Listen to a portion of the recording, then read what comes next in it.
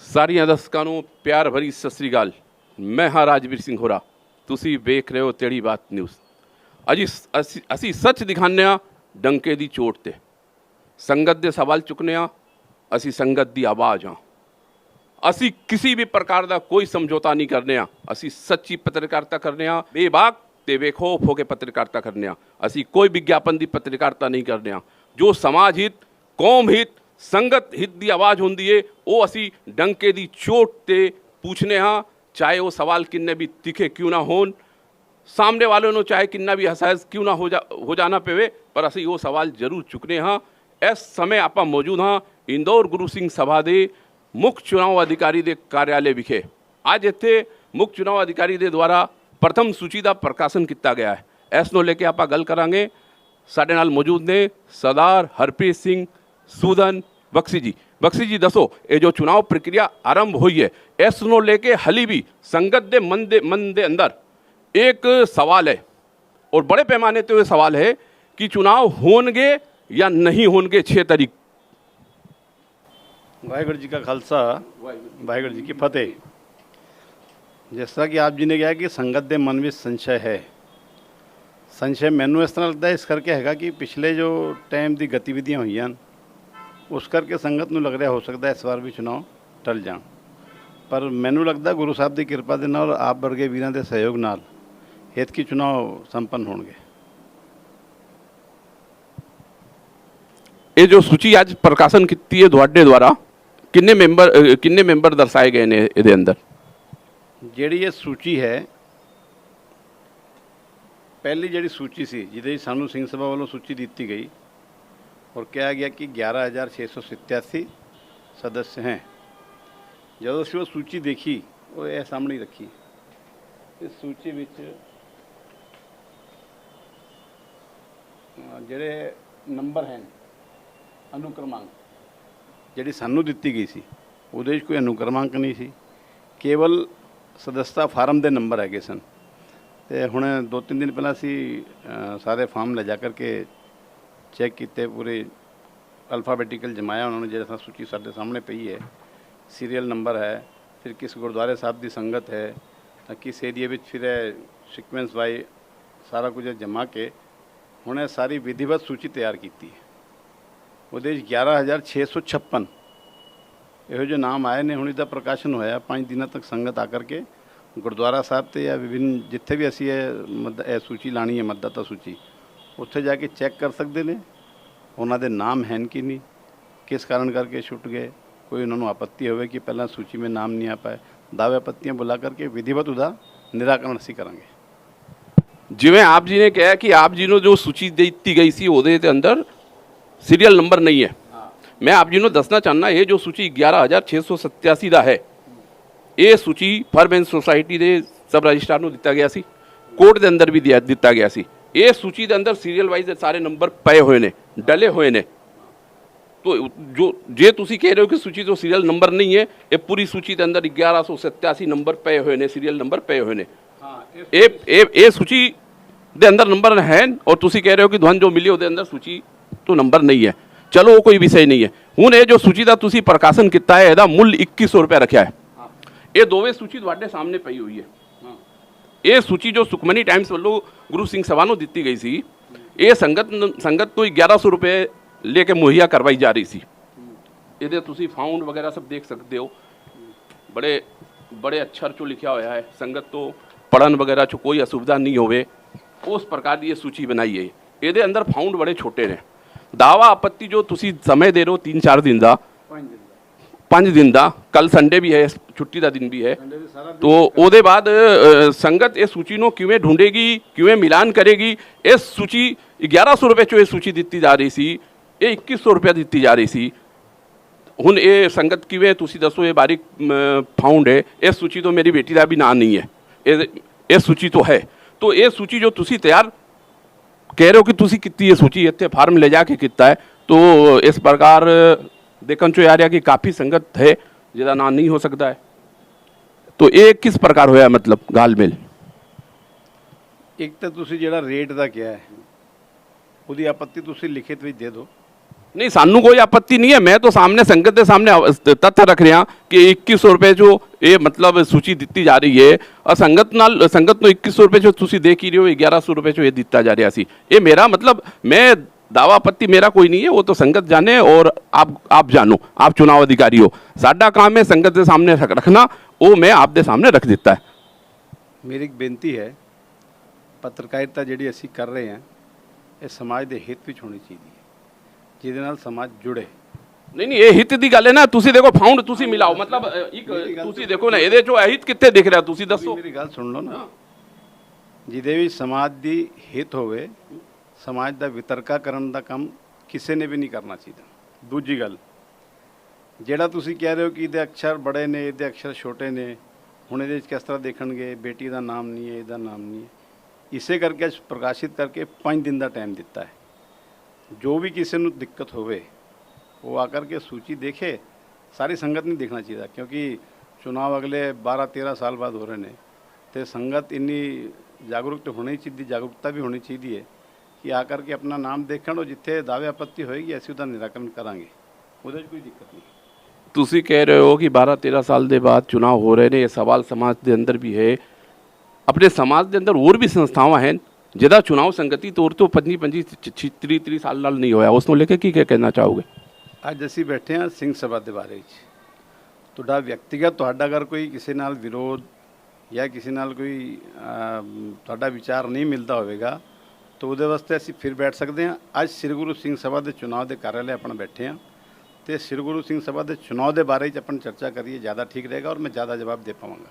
नहीं नहीं व्यक्तिगत थोड़ी हो गया, अगर कोई समाज के अंदर अगर 4 संस्था है, एक संस्था का चुनाव 12 साल तुसी कह रहे हो, तो दूजे संस्था के उत्ते भी तो सवाल आपको चुकना चाहिए ना कि 24 साल नाल या 25 साल नाल चुनाव नहीं होया, ये सिलेक्टिव जो तुसी ले रहे हो तो सिलेक्टिव हो गया ना। गुरु सिंह सभा का चुनाव पहले भी 5 साल के बाद होया सी, दूजा चुनाव 7 साल के बाद होया सी, और उस समय खालसा पैनल ही काबिज सी, तो सवाल तो बनेगा ना कि अगर तुसी 12 साल के उत्ते सवाल चुकोगे तो सवाल समाज के अंदर इस प्रकार का आ रहा है ना कि 24 साल 25 साल या 5 साल या 7 साल चुनाव तो सारे संस्थावां दा जो बाइलाज है संविधान कहता है वो अनुसार हमेशा बराबर होना ही चाहिए है, ताकि समाज के अंदर हुने जो बंटवारा जो दिख रहा है, खींचतान दिख रही है, इस करके है ना कि चुनाव नहीं होया समय नाल। अगर हर संस्था अपना चुनाव समय नाल करावे तो समाज के अंदर दो फाड़ की स्थिति नहीं बनेगी ना। मेरा तो ये सवाल है, मेरा किसी नाल कोई ना पर्सनल विरोध है और ना मैं किसी का विरोध करना, मैं गुरु का बंदा हाँ, मैं ना कोई पक्षपात करना और ना मैं किसी का कोई वो हाँ। सवाल की है ਤੁਹਾਡਾ? मेरा सवाल तो ही सी ना कि जब तुसी 12 साल किया तो मैं क्या 24 साल 25 साल जो संस्था के चुनाव नहीं होने संगति तौर से वो वास्ते की होना चाहिए?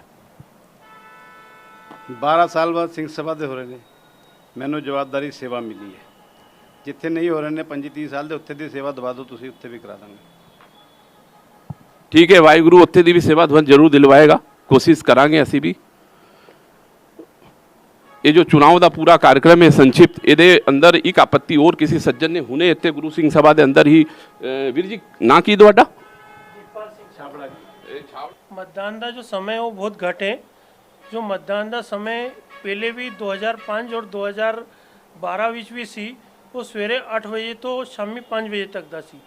अपन ने वो टाइम जो है वो बहुत घट कर देता है, तो टाइम बढ़ाना चाहिए। मेरा सिर्फ इतना है कि वोटिंग करन वास्ते जो टाइमिंग है वो टाइम ज़्यादा मिलना चाहिए, ताकि ज़्यादा तो ज़्यादा संगत वोट पा सके। उधर टाइम घट तो घट 8 तो 5 तो होना ही चाहिए, इतना टाइम तो होना चाहिए, क्योंकि वोटर की गिनती भी अगले दिन है, उसी दिन तो है नहीं, तो 8 तो 5 से इतना तो टाइम होना चाहिए। जी इस लेके तुसी की कहना चाहो? ਇਹ ਲਿਖਿਤ ਵਿੱਚ ਮੈਨੂੰ ਦੇ ਦਿਓ, ਪਰ ਜਿਹੜਾ ਪਹਿਲਾਂ ਤੁਸੀਂ 205 ਦਾ ਕਹਿ ਰਹੇ ਹੋ ਚੁਣਾव, ਉਹ ਸਾਰੀ ਸੰਗਤ ਇੱਕੋ ਜਗ੍ਹਾ ਵੋਟਿੰਗ ਕਰਨ ਗਈ ਸੀ। पिछली बारी भी 2 जगह वोटिंग सी, 3 जगह 2012 विच, क्योंकि 2012 विच भी चुनाव का काम मैं ही किया सी, और 2005 विच भी मैं ही किया सी काम, पूरा बैलेट पेपर तो लेके ते जो भी चीज़ा सी, तो मैन उस चीज़ का थोड़ा जा नॉलेज है कि उस टाइम भी 8 तो 5 ही टाइम सी। टाइम तो ਹੁਣ ਜਿਹੜਾ ਡਿਸਾਈਡ ਹੋ ਗਿਆ, ਔਰ ਮੈਨੂੰ ਲੱਗਦਾ ਨਹੀਂ ਕਿ ਇਸ ਤੋਂ ਜ਼ਿਆਦਾ ਟਾਈਮ ਲੱਗਣਾ ਹੈ 2-2.5 ਹਜ਼ਾਰ ਵੋਟਿੰਗ ਕਰਾਉਣ ਵਿੱਚ। ਤੁਸੀਂ ਅਗਰ ਸਵੇਰ 7 ਵਜੇ ਤੋਂ ਲੈ ਕੇ ਰਾਤੀ 7 ਵਜੇ ਤੱਕ ਵੀ ਰੱਖੋਗੇ ਤਾਂ ਸੰਗਤ 7 ਵਜੇ ਤੱਕ ਵੀ ਆਉਂਦੀ ਰਹੇਗੀ। ਔਰ ਜਿਹੜਾ ਟਾਈਮ ਦੇਖਿਆ ਕਿ ਇੱਕ ਵੋਟ ਪਾਉਣ ਵਿੱਚ ਕਿੰਨੀ ਦੇਰ ਲੱਗਦੀ, ਉਹਦੇ ਹਿਸਾਬ ਨਾਲ टाइमिंग बराबर किया गया। 11,000 ਨਾਲ ਉੱਤੇ ਮਤਲਬ 12,000 ਦੇ ਆਸ-ਪਾਸ VOTING ਹੈ ਔਰ ਮੇਰੇ ਹਿਸਾਬ ਨਾਲ 80% ਤੋਂ VOTING ਹੋਈ ਜਾਂਦੀ ਹੈ ਔਰ ਤੁਸੀਂ ਕਹਿ ਰਹੇ ਹੋ ਕਿ ਚੁਣਾਵ ਚਲੋ ਤੁਸੀਂ ਇਹ ਦੱਸੋ ਕਿ ਚੁਣਾਵ ਕਿੰਨੇ ਸਥਾਨ ਤੋਂ ਹੋਣਗੇ ਉਹ ਤੁਸੀਂ ਹੁਣੇ ਤੇ ਮਤਲਬ ਜੋ ਕਾਰਜਕ੍ਰਮ ਦਿੱਤਾ ਹੈ ਇਸ ਕਾਰਜਕ੍ਰਮ ਦੇ ਅੰਦਰ ਆ ਜਾਣਾ ਚਾਹੀਦਾ ਸੀ ਕਿ ਚੁਣਾਵ ਕਿਨ ਸਥਾਨ ਤੋਂ ਹੋਣਗੇ। ਪਹਿਲੇ ਅਕਾਲ ਤਖਤ ਦੇ ਆਦੇਸ਼ ਦੇ ਅਨੁਸਾਰ 4 ਸਥਾਨ ਨਿਰਧਾਰਿਤ ਕੀਤੇ ਗਏ ਹਨ। ਹੁਣ ਤੁਸੀਂ ਦੱਸੋ ਕਿ ਇਹ ਚੁਣਾਵ ਕਿੱਥੇ ਕਿੱਥੇ ਕਰਵਾਓਗੇ। 2,500 ਤੁਸੀਂ VOTING ਇੱਕ ਜਗ੍ਹਾ ਦੀ ਬੋਲ ਰਹੇ ਹੋ ਤਾਂ ਉਹਦੇ ਹਿਸਾਬ ਨਾਲ ਸ਼ਾਇਦ 4 ਜਗ੍ਹਾ ਹੀ ਕਰਵਾਓਗੇ। ਇਹਦੀ ਜਾਣਕਾਰੀ ਜਿਸ ਦਿਨ ਅੰਤਿਮ ਸੂਚੀ ਦਾ ਪ੍ਰਕਾਸ਼ਨ ਹੋਏਗਾ ਸਾਰੀ ਸੂਚੀਆਂ ਦੀ ਜਾਂਚ ਕਰਕੇ ਅੰਤਿਮ ਪ੍ਰਕਾਸ਼ਨ ਵਾਲੇ ਦਿਨ ਪੂਰਾ ਪ੍ਰੋਗਰਾਮ ਕਿੱਥੇ ਕਿੱਥੇ ਕਰਾਵਾਂਗੇ ਆਪ ਜੀ ਨੂੰ ਦੇ ਦਾਂਗੇ ਅਸੀਂ ਬੁਲਾ ਕੇ। ਇਹ ਤਾਂ ਤੁਸੀਂ ਕਾਰਜਕ੍ਰਮ ਦੇ ਅੰਦਰ ਹੀ ਦੇਣਾ ਚਾਹੀਦਾ ਨਾ। ਤੁਸੀਂ ਸੰਗਤ ਨੂੰ ਮਤਲਬ ਸੰਸਦ ਦੇ ਅੰਦਰ ਰੱਖ ਰਹੇ ਹੋ ਕਿ ਮਤਲਬ ਇਹ ਗੁਰੂ ਸਿੰਘ ਸਭਾ ਦਾ ਚੁਣਾਵ ਹੈ। ਕੋਈ ਵੀ ਚੁਣਾਵ ਹੁੰਦਾ ਹੈ ਚਾਹੇ ਲੋਕ ਸਭਾ ਵਿਧਾਨ ਸਭਾ ਪਾਰषद ਸਥਾਨ ਸਭ ਪਹਿਲੇ ਹੀ ਨਿਰਧਾਰਿਤ ਹੋ ਜਾਂਦੇ ਨੇ। ਦੱਸ ਦਿਓ ਤੁਸੀਂ, ਕੋਈ ਗੱਲ ਨਹੀਂ। 2 ਦਿਨ ਅੱਜ ਵੀ ਦੱਸਣਾ 8 ਦਿਨ ਬਾਅਦ ਵੀ ਤੁਸੀਂ ਦੱਸਣਾ ਹੈ ਜੋ ਹੈ ਜੋ ਤੁਸੀਂ ਵਿਚਾਰ ਕੀਤਾ ਹੋਏਗਾ ਉਹ ਦੱਸ ਦਿਓ ਨਾ ਕੀ ਦਿੱਕਤ ਹੈ। ਦੇਖੋ ਅਸੀਂ ਜਿਹੜਾ ਅਕਾਲ ਤਖਤ ਸਾਹਿਬ ਦਾ ਹੁਕਮ ਹੈ ਉਹਦੀ ਪੂਰੀ ਪਾਲਣਾ ਕਰਾਂਗੇ। ਕੋਈ ਦਿੱਕਤ ਆਈ ਤੇ ਉਹਨਾਂ ਦੇ ਨਾਲ ਅਸੀਂ ਮਾਰਗਦਰਸ਼ਨ ਲੈ ਕਰਕੇ ਅਗਲੀ ਕਾਰਵਾਈ ਕਰਾਂਗੇ। ਇਸ ਕਰਕੇ ਜਿਸ ਦਿਨ ਅੰਤਿਮ ਸੂਚੀ ਦਾ ਪ੍ਰਕਾਸ਼ਨ ਦਾਅਵੇ ਆਪੱਤੀ ਦਾ ਨਿਰਾਕਰਨ ਹੋ ਜਾਏ ਉਸ ਤੋਂ ਬਾਅਦ ਫਿਰ ਅਸੀਂ ਡਿਸਾਈਡ ਕਰਕੇ ਸਥਾਨ ਦੱਸ ਦਾਂਗੇ। ਕੋਈ VOTING ਪੁਆਇੰਟ ਸੰਗਤ ਨਹੀਂ ਆਣਾ ਤੇ ਸਥਾਨ ਤੇ ਦੱਸਣਾ ਹੀ ਪਏਗਾ। ਨਹੀਂ ਇਹ ਤਾਂ ਤੁਹਾਡਾ ਕਾਰਜ ਖੇਤਰ ਤੋਂ ਹੈ ਨਾ ਕਿ ਤੁਸੀਂ ਕਲੈਕਟਰ ਨੂੰ ਪੱਤਰ ਲਿਖੋਗੇ। ਪਹਿਲੇ ਵੀ ਗੁਰੂ ਸਿੰਘ ਸਭਾ ਨੇ ਪੱਤਰ ਲਿਖ ਕੇ 4 ਸਥਾਨ ਦਾ ਕਿਹਾ ਸੀ। ਉਹਨਾਂ ਨੇ 4 ਸਥਾਨ ਨਿਰਧਾਰਿਤ ਕਰ ਦਿੱਤਾ ਸੀ। 4 अधिकारी भी उन्होंने नियुक्त कर दिता सी। तुसी 4 मंगोगे तो 4 मिलेगा, तुसी 2 मंगोगे तो 2 मिलेगा। वो तो जो पत्र चुनाव अधिकारी घलेगा कलैक्टर उसनो ही मनना है ना। ये बड़ी चंगी गल है कि मेरे कार्य की चिंता आप जी नूं भी है। तो आप जी गया कि आपका कार्य क्षेत्र तो मेरा जो काम है वो चिंता आप जी भी कर रहे हो। मैंने एक सहयोगी होर मिल गया आप दे रूप तो अकाल तख्त साहब असी चर्चा करके हो सकता है 5-6 ते भी करा लीए तो साहब उत्तर निर्देश 5-6 जगह ते भी करा लीए हो सकता है। और ਜਿਹੜਾ ਉਹਨਾਂ ਦਾ ਹੁਕਮ ਹੋਇਆ ਕਿ ਨਹੀਂ ਵੀ ਜੋ ਦੱਸਣਗੇ ਅਸੀਂ ਉਨੀ ਜਗ੍ਹਾ ਤੇ ਕਰਾਵਾਂਗੇ। ਅਸੀਂ ਚਾਹੁੰਦੇ ਹਾਂ ਸੰਗਤ ਜ਼ਿਆਦਾ ਤੋਂ ਜ਼ਿਆਦਾ ਵੋਟ ਕਰੇ, ਸੰਗਤ ਨੂੰ ਬਹੁਤ ਜ਼ਿਆਦਾ ਦੂਰ ਨਾ ਜਾਣਾ ਪਵੇ, ਨੇੜੇ ਤੇੜੇ ਹੀ ਜਾ ਕੇ VOTING ਕਰ ਦੇਵੇ। ਤੇ ਜਿੰਨਾ ਸਾਡਾ VOTING ਤੁਸੀਂ ਕਹਿ ਰਹੇ ਹੋ 60-70 ਹੁੰਦਾ ਅਸੀਂ ਚਾਹੁੰਦੇ ਹਾਂ ਕਿ 100% VOTING ਹੋਵੇ। आपने मीडिया ਨੂੰ सहयोगी ਦੱਸਿਆ ਹੈ।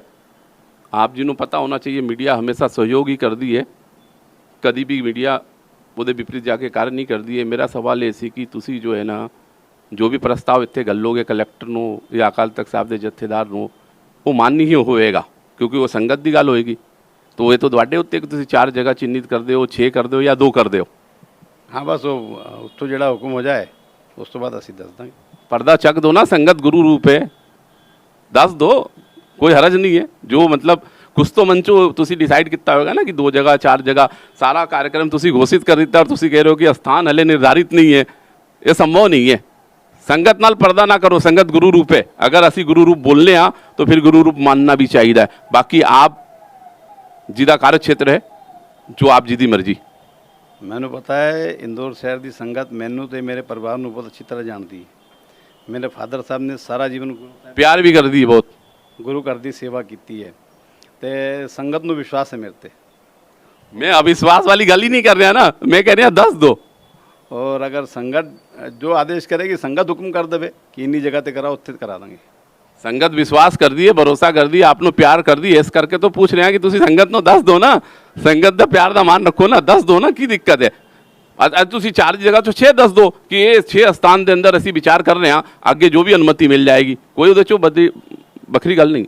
बिल्कुल असी तो सोच रहे हैं ज़्यादा से ज़्यादा स्थान हो जाए। जिस तरह में क्या है कि संगत को असुविधा भी ना होए, जगह उन्होंने आस पास हो, क्योंकि इंदौर क्षेत्र काफ़ी बढ़ गया और जो असी वोटिंग देखी है बहुत दूर दूर एरिए दी है। तो उस पर विचार करके ऊपर अकाल तख्त साहब नाल विचार करके जो फाइनल होगा वो दसांगे और तुहाडा भी सहयोग असी लवांगे। मीडिया का तो सहयोग हमेशा है, तुसी लेना चाहो तो भी मिलेगा, ना लेना चाहो तो भी असी आके देवांगे। वो तो साडा अधिकार क्षेत्र है। हुण आना मैं मूल सवाल दे उत्ते, मतदान की प्रक्रिया शुरू हो गई है। श्री अकाल तख्त दे जत्थेदार दे आदेश, गुरु सिंह सभा का संविधान, सिख गुरुद्वारा एक्ट 1925 के अनुसार कोई भी पतित व्यक्ति किसी भी गुरुद्वारे के अंदर कोई भी पद का चुनाव नहीं लड़ सकता है। देखने जो आ रहा है, जो आपके सामने सूची है, आपकी भी सूची है, इसके अंदर एक बंदे को मैं जानना ना नहीं दसांगा, ਉਸ ਤੋਂ ਲੈ ਕੇ ਤੁਸੀਂ ਅਕਾਲ ਤਖਤ ਦੇ ਜਥੇਦਾਰ ਦੇ ਕਾਰਿਆਲੇ ਦੇ ਅੰਦਰ, ਸੈਕਟਰੀਏਟ ਦੇ ਅੰਦਰ ਆਪ ਜੀ ਨੇ ਸਵयं, ਉਸ ਸਮੇਂ ਤੁਸੀਂ ਚੁਣਾਵ ਅਧਿਕਾਰੀ ਨਹੀਂ ਸੀ, ਸਵਾਲ ਉਠਾਏ ਸੀ, ਗੁਟਕਾ ਖਾਂਦਾ ਹੈ, ट्रिमिंग करता है, दाढ़ी कटता है। तो इस प्रकार के व्यक्ति जो पतित हैं संविधान के अनुसार, कि उन्हों का ना सूची नाल हटाया जाएगा या उन्होंने चुनाव लड़ने की पात्रता दी जाएगी? अकाल तख्त साहब के हुक्म के अनुसार ही सारी गतिविधि चलेगी। और जिहड़ी गल तुसीं कही है उसदे बारे किसी भी बंदे नूं अपने आप नूं सुधारण का मौका देना चाहिए। उस तो बाद अगर सुधार आया तो कोई गल नहीं आया तो साडा जिहड़ा बायलॉज है और अकाल तख्त साहब का जो हुक्म है उहदे अनुसार ही चुनाव होणगे। उस तो बाहर जाके कोई भी असी गतिविधि ना करांगे ना किसी नूं करन देवांगे। सबनों पता है 2 साल नाल गुरु सिंह सभा की चुनाव की प्रक्रिया चल रही है। मैं अमृत नहीं छकिया, चुनाव के समय आके अमृत छक लेवा और चुनाव का नामनेशन भर देवा, चुनाव हार जावा, फिर उदा तो मतलब उदा भी तो कोई होएगा ना कि अमृत छकना किन्ने समय तो अनिवार्य है, या चुनाव दे नेड़े थेड़े ही अमृत छक के कोई भी व्यक्ति आके चुनाव लड़ लेगा, भावे वो अपने जीवन भर पतित बंदा होवे। चुनाव का लाभ ये जो मतलब या तो अगर असी उन्होंने नहीं रोकते हाँ या उहदे वास्ते कुछ नहीं करने हाँ तो ये तो साड़ी नाकामी होवेगी। ये सारा कुछ आंदा है कमेटी की जिहड़ी साधारण सभा, जिहड़े सुधार की तो बहुत आवश्यकता है। संविधान में भी 100 साल पुराना संविधान हो गया जिससे असी चुनाव करा रहे हैं। ये 2 साल बाद 2026 दसिया तुसीं किन्ना 1926 संविधान 25-26 ये साल 2 साल बाद 100 साल हो जाएंगे। गुरुद्वारा एक्ट जो 1925 बनिया सी, सिख गुरुद्वारा एक्ट आप जी दा अपना संविधान 1944। हाँ जिहड़ा ये भी है ना है हाँ तो इन्ना पुराना हो गया कि इहदे विच भी बहुत सारे सुधार की लोड़ है। मगर फिर भी जिहड़े मूल सिद्धांत हैं साडे जो अकाल तख्त साहब तो भी किया गया है तो साडे इहदे विच भी हैं अपने बायलॉज विच। ये सारे सुधार का जिहड़ा जिम्मा है सिंह सभा जिहड़ी कमेटी हैगी सी उन्होंने इसके वास्ते उपराला करना सी। फिर वो सारे सुधार लैके, क्योंकि कोई भी संविधान में संशोधन करना होए जिस तरह ऊपर भी होंदा है कि वो पहले राज्य सरकार में जाएगा, विधान में जाएगा, फिर जाके ऊपर होता है।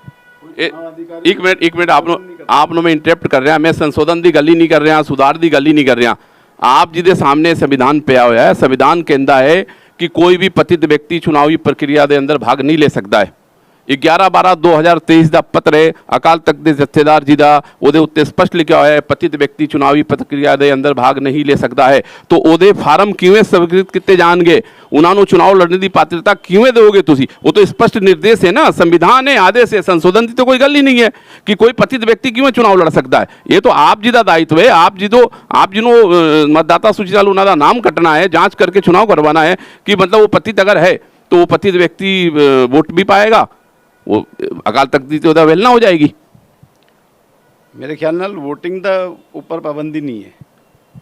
मैं तारीख दस रहा 11/12/2023 का पत्र तुसीं कढ़वा लो, पहले भी आप जी ने दसिया सी, ਉਹਦੇ पहले 13 और 14 का भी पत्र है अकाल तख्त के मतलब 5 सिख साहिबान के आदेश ने। वो पत्र तुसीं गुरु सिंह सभा नाल ले सकते हो, नहीं हो तो मेरे नाल भी ले सकते हो। स्पष्ट आदेश है, किसी भी गुरुद्वारे का मैंबर नहीं, किसी भी गुरुद्वारे का चुनाव नहीं लड़ सकता है और पतित व्यक्ति वोट नहीं पा सकता है। स्पष्ट लिखा है कि वोट नहीं पा सकता है। वो इसको लेके मेरे द्वारा अकाल तख्त के जत्थेदार गुरु सिंह सभा ते मुख्य चुनाव अधिकारी जो आप जी दे पहले आए सन, वो पत्र भी दिता हो गया है। वो पत्र भी आप जी दे कोल मौजूद होएगा। उस पत्र तई हली तई उस पत्र का निराकरण ना चुनाव अधिकारी ने किया है, ना जत्थेदार जी की तरह कोई आदेश आया है, ना गुरु सिंह सभा। उसके बाद चुनावी प्रक्रिया रुक गई सी, चुनावी प्रक्रिया फिर शुरू हुई है। तो मेरा वही सवाल है कि पतित कौन और पतित व्यक्ति चुनावी प्रक्रिया के अंदर क्यों भाग ले सकता है? ਇਹਦਾ निराकरण तो आपने ही करना है ना, क्योंकि तुसी मुख्य चुनाव अधिकारी हो। संविधान आपके सामने है, अकाल तख्त के जत्थेदार का आदेश है कि संविधान की पालना करते हुए आप जिन्होंने चुनाव करवाना है। कोई दिशा निर्देश किसी नाल लेने की लोड़ ही नहीं है, संविधान की पालना करवाना है तो आप जिन्होंने। और वो की आपत्ति है, की दिक्कत है पालना कराने चो? चुनाव अधिकारी अपने अकाल तख्त साहब के अंडर है, उसके अधीन है, उसका सेवादार है। चुनाव अधिकारी अपने आप में वडभागा समझता है कि अकाल तख्त साहब तो सेवा लगी है, फर्म एंड सोसाइटी के निर्देश तो काम करना है। मैनू लगता है तुसी किसी बंदे का ना जिदा नहीं ले रहे हो, उसके प्रति पूर्वाग्रह तो ग्रस्त हो। नहीं कोई पूर्वाग्रह नहीं है और ना मेरा कोई वो है। आप जी का सवाल सी ਆਪ ਜੀ ਨੇ ਅਕਾਲ ਤਖਤ ਦੇ ਜਥੇਦਾਰ ਦੇ ਕਾਰਿਆਲੇ ਮੇਰੇ ਸਾਹਮਣੇ ਇਹ ਸਵਾਲ ਚੁੱਕਿਆ ਸੀ। ਇਸ ਕਰਕੇ ਮੇਰਾ ਸਵਾਲ ਆਪ ਜੀ ਦੇ ਉੱਤੇ ਬੰਦਾ ਹੈ ਕਿ ਆਪ ਜੀ ਨੇ ਜਥੇਦਾਰ ਗਿਆਨੀ ਰਘਵੀਰ ਸਿੰਘ ਦੇ ਸੈਕਟਰੀ ਕਾਰਿਆਲੇ ਚੋਂ ਮੇਰੀ ਮੌਜੂਦਗੀ ਤੇ ਗੁਰੂ ਸਿੰਘ ਸਭਾ ਦੇ ਪ੍ਰਧਾਨ ਔਰ ਵੀ ਪਤਵੰਤੇ ਸੱਜਣ ਜੀ ਮੌਜੂਦਗੀ ਵਿੱਚ ਆਪ ਜੀ ਨੇ ਉਸ ਬੰਦੇ ਦਾ ਨਾਂ ਤੁਸੀਂ ਭਲੀ ਬਾਤ ਹੀ ਜਾਣਦੇ ਹੋ, ਕਿਉਂਕਿ ਤੁਸੀਂ ਨੇ ਸਵਾਲ ਚੁੱਕਿਆ ਸੀ ਨਾ, ਮੈਂ ਕੋਈ ਸਵਾਲ ਚੁੱਕਿਆ ਹੈ ਨਾ ਮੇਰਾ ਕੋਈ ਇੰਟੈਂਸ਼ਨ ਹੈ। ਆਪ ਜੀ ਦਾ ਸਵਾਲ ਸੀ ਕਿ ਬੰਦਾ ਗੁਟਕਾ ਖਾਂਦਾ ਹੈ, ਦਾੜੀ ਵੱਢਦਾ ਹੈ, ਟ੍ਰਿਮਿੰਗ ਕਰਦਾ ਹੈ, ਗੋਆ ਜਾਂਦਾ ਹੈ, ਇਹ ਸਭ ਰਿਕਾਰਡ ਦੇ ਅੰਦਰ ਵੀ ਹੈ। ਆਪ ਜੀ ਦੇ ਇੰਟਰਵਿਊ ਵੀ ਦਿੱਤਾ ਸੀ ਕਿ ਮੇਰੇ ਚੈਨਲ ਉਹ ਮੌਜੂਦ ਵੀ ਹੈ। मेरा किसी नाल कोई मतलब नहीं है। मैं गुरु नानक देव जी चरण छो स्थान चो बैठा होया, एक सिख होने के नाते मेरा प्रथम कर्तव्य है कि इस स्थान का प्रधान सेवक जो भी बने गुरु मर्यादा वाला बने, ताकि समाज के बच्चे नो ये शिक्षा मिले। कल नो मेरा बेटा शराब पीवे और मैं इन डाटा की तू दारू पींदा है तो मेरा बेटा बोलेगा गुरु घर का प्रधान भी तो पींदा है। ये अगर केस कत्ल करे, मैं बोला तू केस कत्ल करता है, तो मेरा बच्चा है नहीं बोलेगा कि गुरु सिंह सभा का जो प्रधान है वो भी केस कत्ल करता। मैं उस बच्चे को की देवांगा, आने वाली पीढ़ी को की देवांगा कि साडे कोल इस प्रकार के लोग नहीं हैं, अमृतधारी रहत मर्यादा वाले बंदे नहीं हैं जो गुरु घर की सेवा कर सकन। तो फिर इस प्रकार के बंदे क्यों गुरु सिंह सभा का चुनाव लड़ना चाहते ने?